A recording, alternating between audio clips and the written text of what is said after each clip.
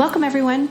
I'm Sue Barber, author, former IT director for a Fortune 500 company, turned executive coach, and this is the Visibility Factor podcast, where we explore how to raise your visibility and play bigger at work and in life. We'll explore key topics and welcome guests that help you shift your thinking about yourself so you can see new possibilities for your leadership.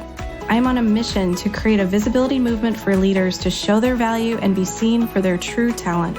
Are you ready to take the next step towards a higher level of visibility for yourself? Let's go. The Visibility Factor is brought to you in part by the Choose Your Life Challenge.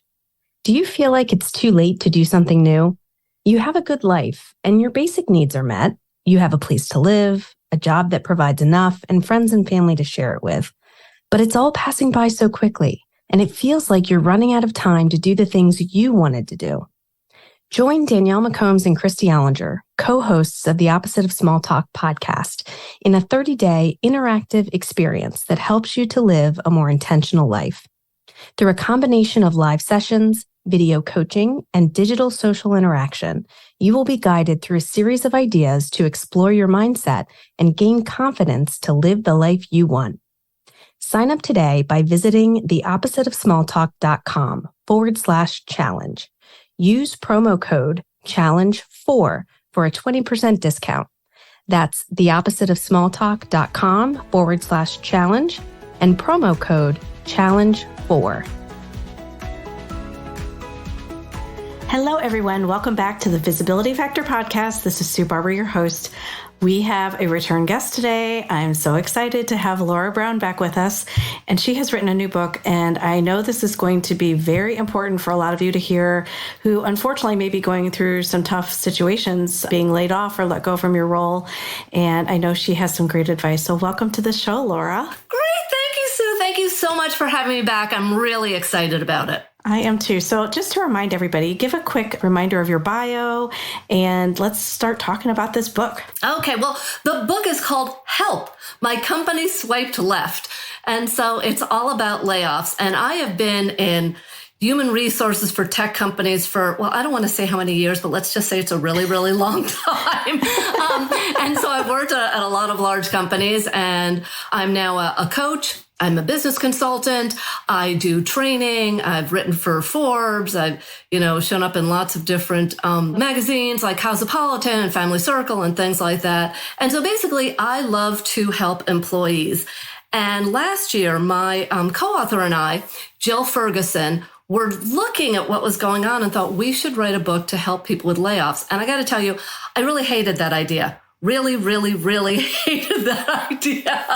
And I didn't want to write the book because it's a horrible topic. I mean, nobody wants to get laid off, but we wrote it. And now since we started writing the book, unfortunately, I just keep seeing more and more layoffs. Mm-hmm. And so I know it's something that people really need help with right now. Mm-hmm. It's like you had your crystal ball to be prepared for that. And, in an unfortunate way, right? I know nobody wants to go through that. Yeah.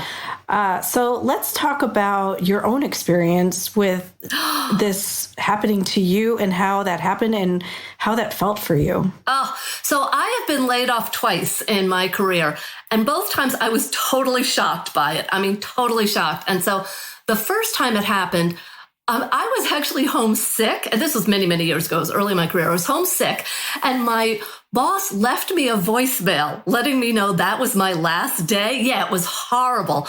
Absolutely horrible. I had no idea about it. Now, looking back on it, I realized, there were some messages there. But the fact was, at the time, I was totally shocked. I didn't know what to do. And, I did not have savings. Again, I was early in my career. I had a small child, and I was like, oh my gosh, I need a job tomorrow. And so I really panicked, and it was a horrible, horrible experience. And so I think about that now and think, I hate for anybody to go through that. And when I look back, though, what ended up happening was I got a temporary job a week later. I mean, again, I called everybody I knew. I did everything I could, and I got a temporary job. And that was the best thing I could have done. And I had a 6-month temporary job. And even though it wasn't a company I really wanted to work for, it wasn't really a great project I was working on, it helped me to pivot. And so if I hadn't lost that job, I wouldn't be where I am today because I wouldn't have changed my career. And so even though it was a horrible experience for me, it really taught me some things. And I'm glad that it happened to me. Okay. Well, there's so many things I want to ask you about just that, what you just shared. Okay.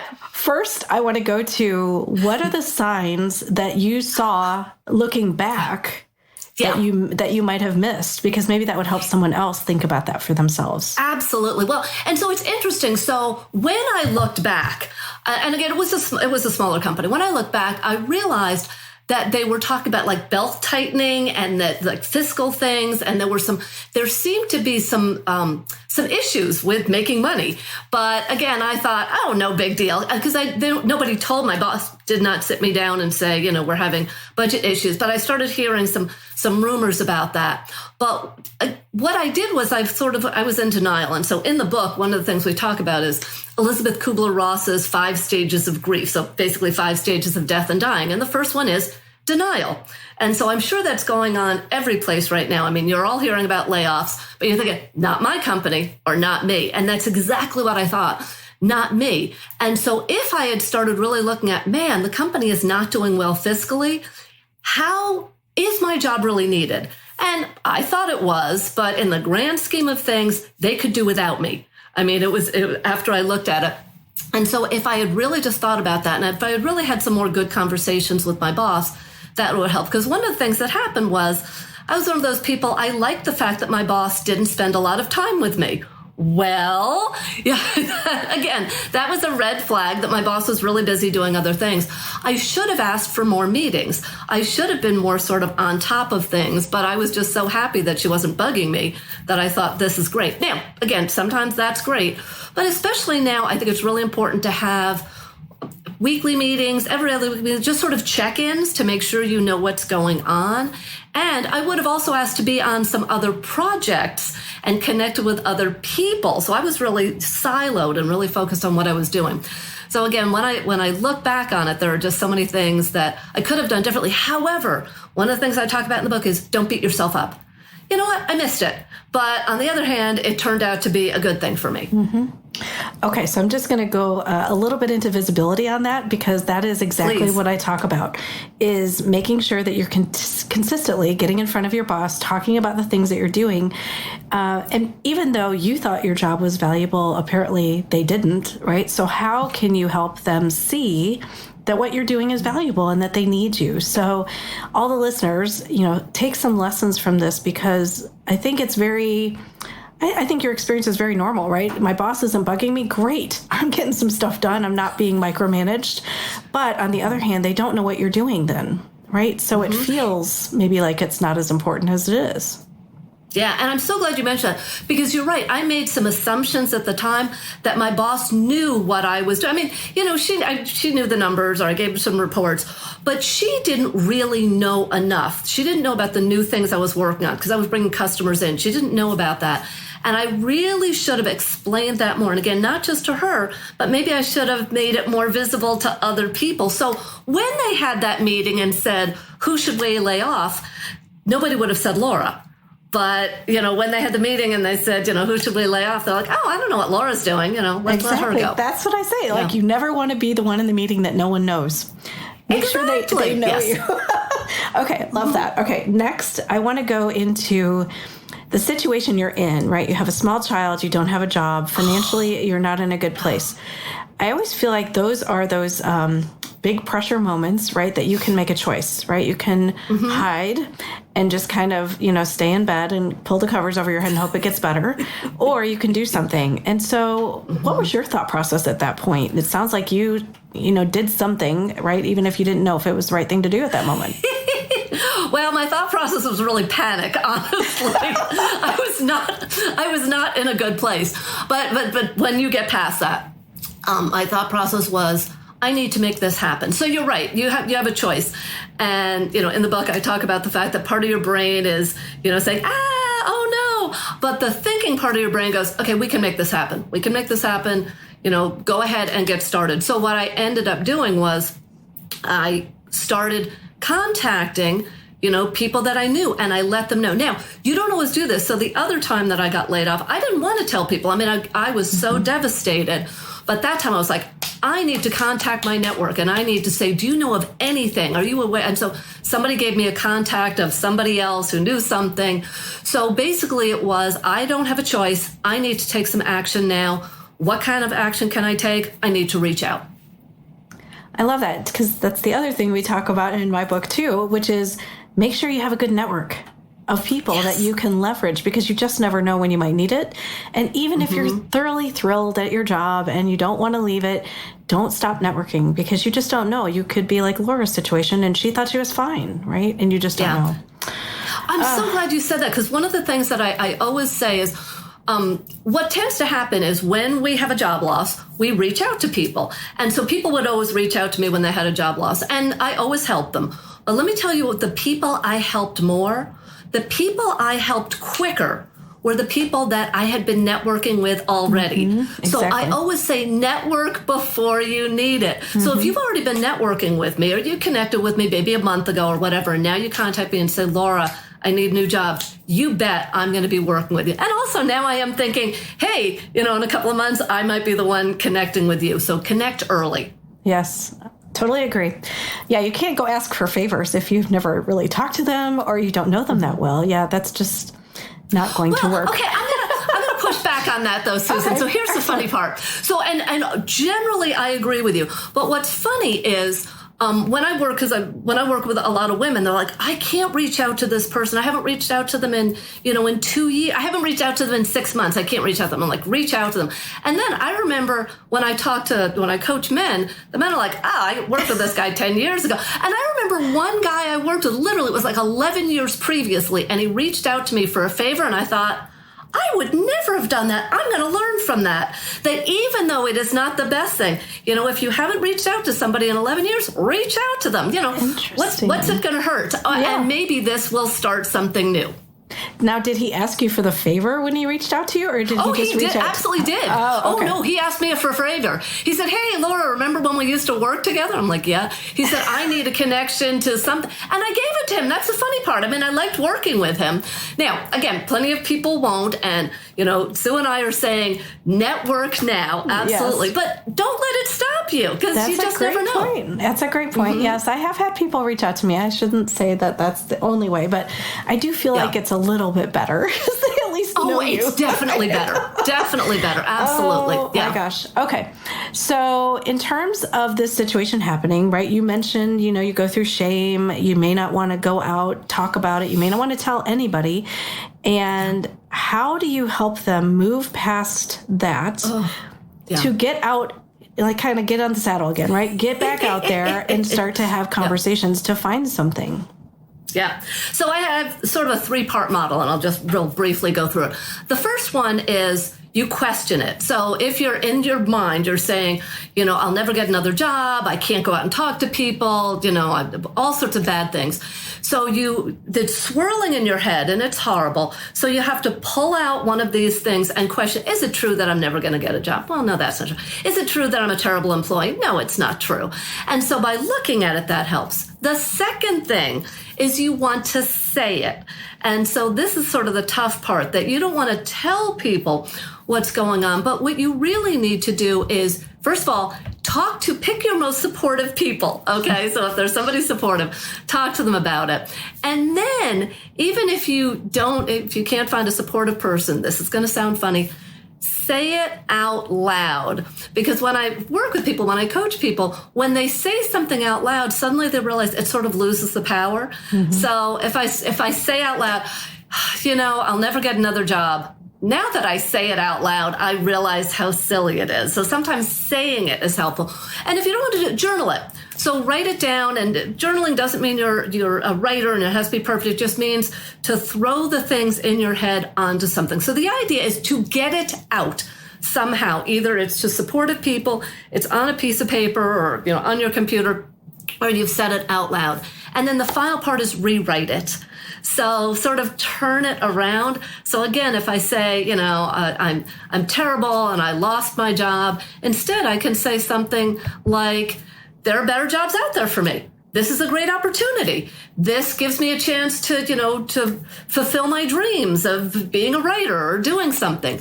So if I go from bad Laura, this is terrible, to thinking about it and questioning it and then coming up with something totally different, turning it around, now I'm feeling better about it. And now it's easier for me to go out and we call it to get away from the armadillo mode. Armadillos, basically, they have a hard shell. And so they sort of put themselves in a ball. And so you have to get out of that armadillo mode and open yourself up and be able to talk to people and get suggestions and get help from them. Wow. Yeah, I think that is, a lot of people that I know who have been through this, it's a really hard thing to get past. And I think because they've spent a long time at a company, they feel like there's loyalty from their side to the company, but there isn't always loyalty on the other side coming back to you. And so I'm wondering, how do you help people not personalize this? Oh, it is so hard. And the fact is, and one of the things we say is, it's not you, it's them. Okay. The fact, and part of the problem is though, is companies say you're part of the family, you're part of the team and we love you and all that other stuff. And that's true until the numbers come in and then they don't love you. But so what I'm telling people now is this is not your family. This is a company and this is a decision. You can leave at any time. You can quit at any time and they can quit you at any time. And once you recognize that, it'll help you to separate yourself a little bit. And the fact is, it's not personal, it's the numbers. It came down to the numbers. And believe me, I know it stings because the other time I was laid off, I'm like, why didn't somebody else get laid off? It came down to the numbers, that because of my salary and because of other things, it made sense that I was the one that was laid off. And when I was able to instead think it was me, and instead think it was the numbers, it really helped me to get past that. Well, I think your 3-part model actually helps kind of work through that introspective conversation you need to have with yourself a little bit and move through that change process and some of the grieving process, as you mentioned as well, because that's very real. I know that I experienced that for myself when I left craft, and I know many people have had that. And I'll say to them, like somebody I talked to who is a client literally got let go one day and called me very upset. And I said, you get today. Like, you get today to cry. You get today to go sit in your bed and watch a movie. You get to drink some wine, whatever it is you need to do today. And then tomorrow we're going to talk and we're going to get back on the saddle. So I think you have to give people that space, I think a little bit, to give some time to accept that this just happened. Otherwise, you're just in shock. That's so true. And I'm really glad you said that. One of the things I mentioned is I go back to William Bridges wrote a great book on transition. So he's all about change. And basically, there are 3 parts to it. It's something ends, then there's a messy middle part, and then something begins. And you have to honor the something ends. So, I mean, when you let go, that ended for, they ended it. But maybe, but you're still holding on to it. So you need to cry and you need to grieve and you need to say goodbye. And honestly, if they packed up a box for you or you had to pack up a box and it's sitting in your garage or sitting in your basement, take it out and get rid of it and throw it away and really go through that process of saying goodbye so that you can get to the beginning. Because if you hold on to it and you haven't cried and you haven't grieved and you haven't done all those things, you're still holding on to that anger at you or that anger at the company, and you need to let it go in order to move forward. Oh, that's so important because, I'll just share this quick story. When I was, we still had offices before we moved to like an open concept. And when we left the company, there were people who had offices and cubes and had all of their awards. And they literally took all their awards, these beautiful crystal awards, and threw them in a dumpster.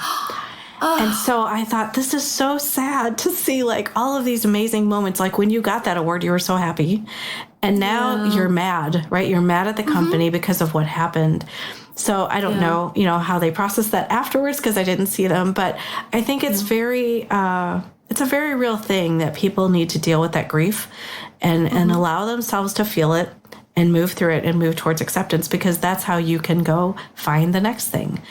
Yeah. So do you view some of these situations as a gift for people? Oh my gosh, I do. So again, for me, it put me on a different trajectory that it really allowed me to do something that I wanted to. So kids, here's the problem. So I actually didn't like the job that I was in. I really didn't enjoy it. And I was starting to interview at other places. But because I had that nice paycheck, I wasn't pushed. So when I didn't have that nice paycheck anymore, then suddenly I had to do something different. And I think, again, because I've worked for many years in other companies, you get that complacency and you get like, yeah, it's not great or it's not perfect or, I wish I could do something else, but I got the paycheck.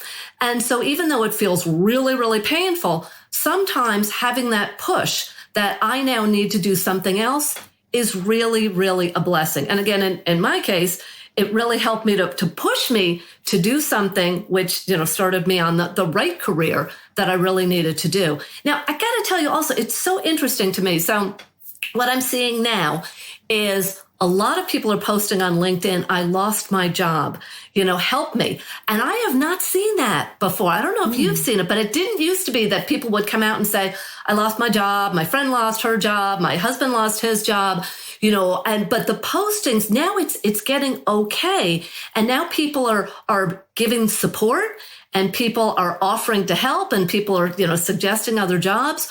So really now it's people are really beginning to help each other to get through this difficult time and make it okay and it's not about you. It's about the fact that the economy, the companies, this is the way things happen. And we really want to help you.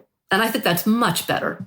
100%. Yeah, I remember, I can't remember which layoff. It was a tech company that maybe 3-4 years ago, and they started a post in LinkedIn, and then they asked all of their employees who are getting let go to post on that one specific thread so that anybody who was looking for someone could say, here's some of the people who got let go, which I thought was really, really great. I mean, it's not a great situation, but at least they're trying to put those people out there and get some exposure for them under their still company name, which I think helps. Wow. So yeah, that's the only one I've seen. But yes, I'm happy for this because to me, whenever these things happen, what I think about is opportunity, right? It's an opportunity for someone to get a different job like you're talking about and what I also went through. But I also think it's an opportunity for people to pivot, as you talked about. And I don't know, if I go back in time and think I had this really nice paycheck too, would I have left right away? Probably not. So I think it does push you a little bit to get out of your comfort zone and try something else. So how can you help people start to see this as a positive, to start to see what's possible for them in terms of a pivot for them in some way? Yeah. And so that sort of gets to mindset. So first of all, you have to be willing to let it go. And so, I do meditation, people do breathing, people do journaling, things like that. So again, sort of let that go and then be open to it. So start to look for what are different opportunities. And so, in the book, I say, write down, what you really want for your next job, what you don't want. But I'm going to expand that. I want you to think, so imagine you had a magic wand, okay, and you could do whatever you wanted to do. And I want you to think about, okay, what would you be doing? You might say, well, I'd be, sitting on a beach and I'd be, drinking a pina colada. Okay, but tell me more. But what would you like to do? And maybe it's, I've always wanted to be in films. I've always wanted to write a book. I've always wanted to be a coach. So I want you, this is the time that you should be imagining things. And so, yeah, maybe you say, okay, maybe I'm not going to be, a blockbuster, film editor or whatever. But what is it about that excites me and interests me?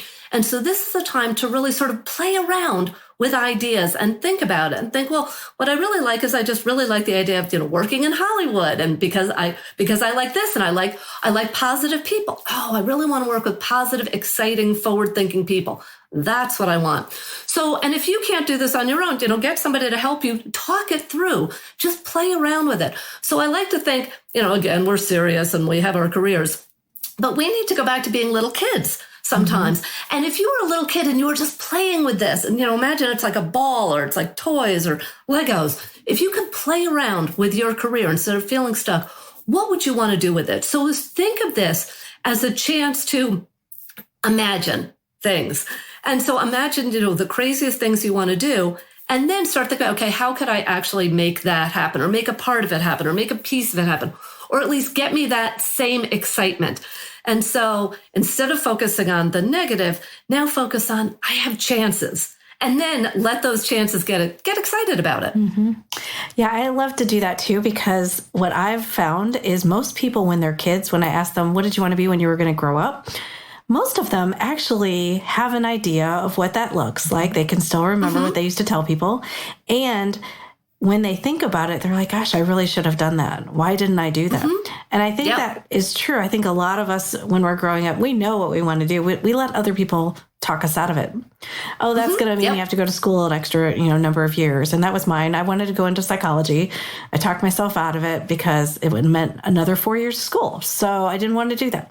So I think that is true. Looking back and trying to have fun with this, I think is another important piece that you bring to the table here, because it's stressful, I think, in most people's minds. And as long as you're in that stressful place, you're in the negative. And as soon as you can let that go and be creative and just nothing is off the table.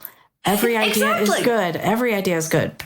Yeah, you never know. And it's funny you say that, because my dream career when I was a kid is I wanted to be a writer. And I put it off for years because I was told, writers don't make money and stuff. And so, but now I have written my 11th book. And so was going back to that dream that I had. That's so cool. Here's something else I want to recommend. So one of my favorite questions to ask myself, I try and ask myself this every morning. What can I do today that my future self will thank me for? So think about that. What can I do today that my future self will thank me for?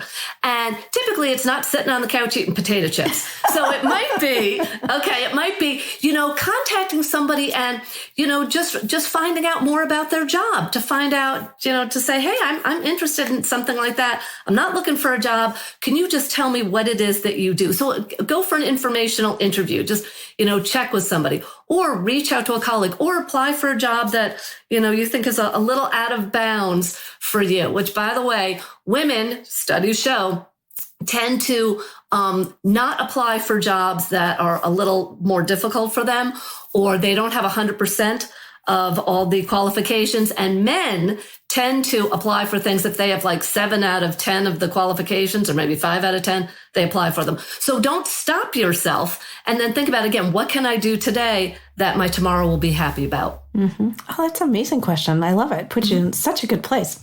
Yeah. So you mentioned informational interviews, and I talk about those as well. I would love to hear your perspective on those, though. Maybe they're slightly different. We might learn from each other here on this one. I would love to hear, what do you help people do to be able to have that conversation, especially if it's someone they don't know, they've never met before? Yeah. Well, and obviously my first suggestion is that go through your, go through your connections. So if you have a connection that you can contact about first, that, I know Abigail. And so Abigail, connected me. The best thing I also say is be really, really prepared and be really aware of their time. Okay. Now, the other thing I also suggest is, we're so focused on, oh my gosh, this person is giving me 15 minutes of their time. Let's say, I normally say 15 or 20 minutes. And we don't think about what's in it for that person. Now, it's, obviously, I'm not paying you to talk to me. And it might not be obvious, but maybe think about beforehand, as part of your preparation, what could they get out of it? And they might be the kind of person that really likes to mentor other people. Or maybe they just get a good feeling about telling people about their job. But whatever it is, I want you to think about what they could get out of it. And I always at the end say, is there anything I can do for you? How could I possibly help you or one of your connections? And you never know. Sometimes people are like, oh, I'm glad you asked, because somebody I know, they need a job in something else, or they need some information. So to me, it's about being prepared, about making the connection, and also about sending the email or making the call, because you can plan and plan and plan, but you actually have to do it. And it is nerve-wracking. And I've hit send and I've like taken a deep breath, but go ahead and do it. What are you going to lose? Yeah. Plenty of people won't say yes, but there'll be some of those people that will say yes. Yeah, I mean, all they can do is say, no, I'm too busy right now, or I don't have time, or I could do it in a month or whatever. Or they just won't respond. Yeah. And that's okay. And that's if they don't respond, you go to the next one, right? I think that has gotten easier for me, definitely over time. But I can see, especially I think for the younger generations who are much more connected, via phone and aren't as used to having these types of conversations, it can be a bigger challenge for them. Yeah. It's hard. But again, I always say, give it a try. And if it doesn't work for you, that's fine. But imagine if I could talk to somebody, even just for 15 minutes, and get some key ideas that would really help me. Wouldn't I want to do that? And I always think about, would I do it? So if somebody asks me, spend 15 minutes with me, tell me about your career, tell me about something, I always do it because I think other people have helped me. I want to help them. So why not give it a try? Yeah, because some of it is about, do they have a connection that could help you get a job? It also could be around, they have a job that you might be interested in, and do they love it? Yeah. Do they seem happy? How did they get the job? I mean, you can learn a lot of things through those conversations that might help you in kind of both directions, right? To help you get a job or determine if that job is really a good fit for you or not. Okay, so I do want to go back to the book for one thing, which I wanted to ask you earlier and didn't. How did you come up with this name? So clever. I love the name. So talk about that experience. That's so funny. Well, so I have to say a big shout out to my co-author, Jill Ferguson, who I have known for years and years and years. She came up with the name. I did not. And really, she is brilliant and she's creative and she's written more than 15 books. She's written a ton of books. And she's a book coach also. And it's funny because when she first said it, I'm like, swipe left? And actually the funny part is I told a couple of people, let's say I've told some people that have been in the workforce a lot of years and they're like, swiped left, like dating stuff? I'm like, yeah, like dating. And actually the funny part is in the book, we talk a little about job hunting is sort of like dating, that it's not easy, but you have to put yourself out there and you'll find some great connections and some of them won't be such great connections.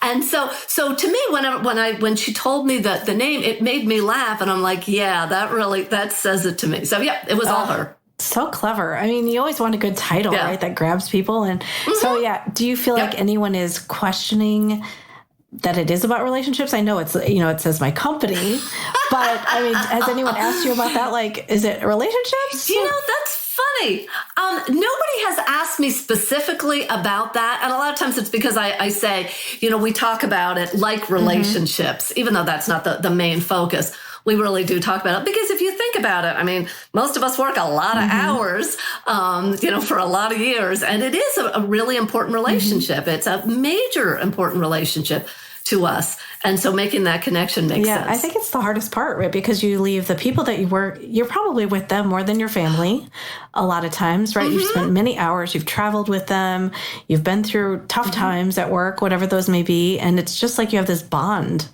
with these people. And now you're just like, goodbye. Even though you could still see them, right? It doesn't mean you can't see them. But I think that's where social media was at least helpful for me. Because I think about in the past, you wouldn't have had that. If people moved away, all of that stuff, you wouldn't have had a connection with them unless you kept their phone number or their address. Now in social media, at least you can still reach out to people and find out what company they're at now or what they're doing now. So I do think that was helpful, at least in my situation. And by the way, when looking for a job, because hopefully, again, you've expanded your LinkedIn and your connections or whatever. So when you're looking for a job, I always recommend go ahead and take a look at your connection. Even with somebody 15 years ago, hey, I'm applying at your company. Or I'm thinking of applying at your company. How do you like it? What's the culture like there? So, make that connection. And then sometimes people have said, oh, I love it here. Oh, I'm so glad that you're applying. Hey, can I use your name? And by the way, a lot of times for companies that if you're applying and you use somebody's name, it's better. And it's good for them because sometimes they get a referral bonus. So don't discount that. So now I always, have people ask, would you like me to use your name, or is it okay if I use your name? Do you have referral bonuses or something like that? And then sometimes like, wait, let me give you a link and you can use my referral link. So yeah, why not help them help you? That's such a great point. I don't think people think about that. They're more like, oh my gosh, they're not going to want to talk to me. It's that whole armadillo thing happening, right? Yes. They're just trying to hide. Yes. Okay. So I would love to hear any last tips that you might have for people when they're still a little bit in armadillo mode. Everything has just happened. They're a little still in shock. How can they just take even 2 or 3 things and do them to move out of that? Yeah. And so really the big thing that I say is, first of all, go back to don't blame yourself. Stop beating yourself up. Okay. And you know what? Again, I can look back and, on should I have seen it? Yeah. Now that I know, maybe I could have. But on the other hand, it is what it is. Okay. As far as I know, none of us has a time machine and can go back and change it. So it's when I think about, is it helping me to beat myself up? Nope. This is not helping me at all. So I really need to, what's the Disney song? Let it go. So I need to let it go. And sometimes I sing, let it go. So whatever you need to do to let it go, make sure that you do that. And then I want you to think about this. This is an opportunity that it may not feel good right now. And even for the 6 months after I got laid off, it didn't feel that good because I knew I was in a temporary job. But it was an opportunity and it did give me chances. And who knows, maybe it's just an opportunity for you to, take a really great vacation and to separate yourself from what you've been doing at the job and to really consider, what do I want to do for the next, 10 or 20 years? So look at this as an opportunity, different paths. And the other thing I really, really want to say is don't get overwhelmed. So I live by some mountains here. And so I wanted to go on a hike and they look really high. Okay. And I'm not a good hiker. And I went with a friend of mine. And I looked up, but instead of focusing on how high it was, I just focused on looking down and taking step by step. And so and not falling. And when I focused on each step, one step at a time, I looked up and I was about a third of the way up. And I'm like, okay, this is doable. So don't focus on, oh my gosh, how am I going to get the perfect job? No, just focus on today, reach out to 5 people.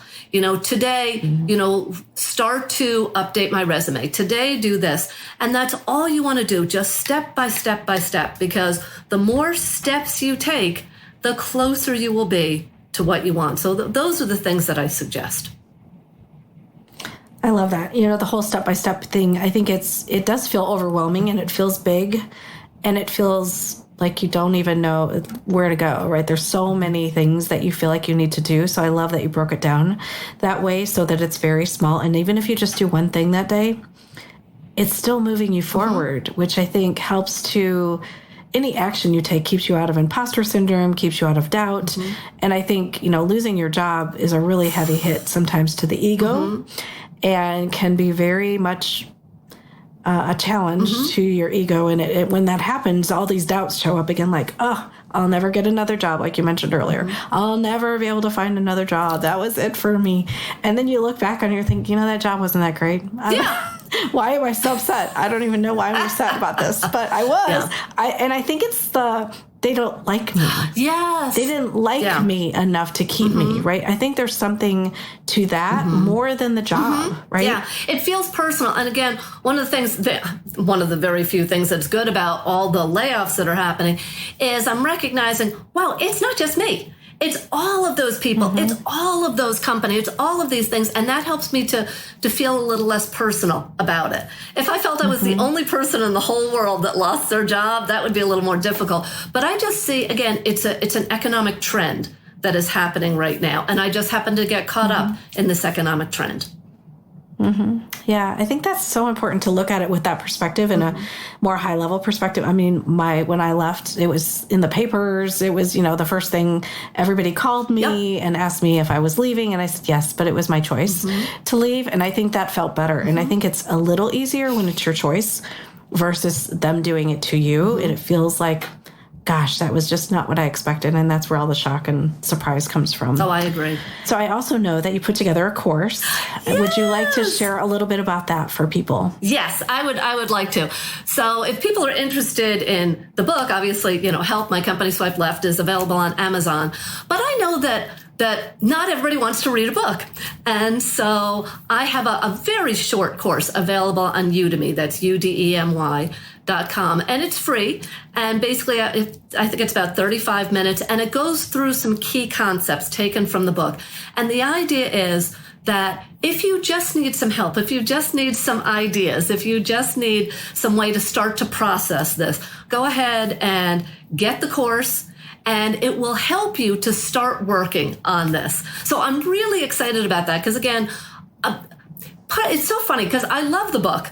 But on the other hand, I don't want anyone to buy the book because I don't want anyone to have to. I don't want people to be laid off. And so I'm really sort of torn because I want as many people as can to get it if they need it, but I wish nobody needed it. And I feel the same way about the course. I want as many people as I can to take this free course because I want to help people. But part of me is like, I wish I didn't have to help them. I wish they weren't in that situation. But yes, if you're in this situation or if you know somebody in the situation, go ahead, get the course. It will get you some good ideas. Well, I'm personally glad that you built it and wrote the book because I feel like there is just so much unknown, especially, people who've been at their roles for a really long time or a company for a really long time. They haven't interviewed. They haven't done their resume updates probably. Their LinkedIn is kind of iffy. They just haven't spent the time to build their network. And so I think you create like a little bit of a structure or a guide path for them to follow.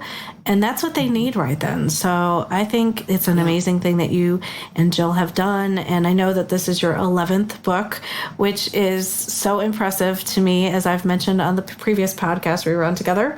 I just find that to be great because it's helping people, and that's what they need. Thank you. I really appreciate it. And that's really, when it comes down to it, I want to help people. And especially because I wish years ago when I had been laid off the first time, I wish I had this. I wish I'd had this free course. I wish I had this book because it would have helped me a lot. And because I really struggled because I didn't know anybody that had lost their job. And so if I can help one person, that will make me happy. And if I can help, millions of people, that will make me even happier. I think you will. I think just the title alone will bring people to the book, if nothing else. What's the title of the course? So actually, it's the same title. It's Help My Company Swipe Left. Yeah. And honestly, it's funny because one way to deal with stress, of course, is to laugh about it. And so you and I both laughed at the title. So if even just hearing the title makes you laugh, that's good. And actually, we start off the book, and it starts off with, if reading that title made you laugh or cringe, that's good, and you're probably in the right place. And we want people to see it. It's because the book is a little sassy and it's a little irreverent, and because there's no easy answer. This is a tough time, and it sucks, and it's difficult, and so we want to help people where they are and give them what they need. Well, I definitely think that's going to do that for sure. So where would you like people to reach out to you if they want more information about you or the book? So they can go ahead. They can go to Udemy if they just want to reach out to me. So it's Laura, Laura.Browne, Browne, at careertipsforwomen.com. And I'm happy to answer any questions. And if they just want more information about the book itself, we also have a site which is mycompanyswipedleft.com. So we've got more information there. Anybody who's ever heard about Tinder or knows anything about it will definitely understand that. I can't wait to share it with my children and just say this book is just a really cool way to look at job loss. But, it'll help people. And I think it will just land, especially with generations who understand Tinder a little bit more too, and see the funny side of that. So thank you for being on the show. Thank you so much for all the tips and ideas. Is there any last thing you want to share with anyone? No, I think that's really, I just want to say thank you. I really appreciate, I love your book. I have reread it. I have it sitting on my desk. I just think it's wonderful. I appreciate how much you've been able to help people. And I just want to say thank you for bringing me on today to be able to get the message out for the people that need it. So thank you. Yes, I am thrilled to have you, and I learned stuff from you every time we talk. So I'm so excited that you could be here. And please, please, please get her book. Check out her course. I will get all the links and make sure they're in the show notes for everyone. So if you need to find them, you can go there. And thanks so much for joining today, Laura. It was really a lot of fun. Thank you. All right. Thanks so much for joining today on the Visibility Factor podcast, and we'll catch you on the next one. Thanks so much for listening to the Visibility Factor podcast. Remember that visibility starts with small steps that are intentional and consistent each day. Be bold, be visible, be the leader you were meant to be. Find us and subscribe on Apple Podcasts, Spotify, and wherever else you listen to podcasts. Follow us on all of our social media platforms, which are highlighted in the show notes. Thank you for listening, and we'll see you next time on the Visibility Factor podcast.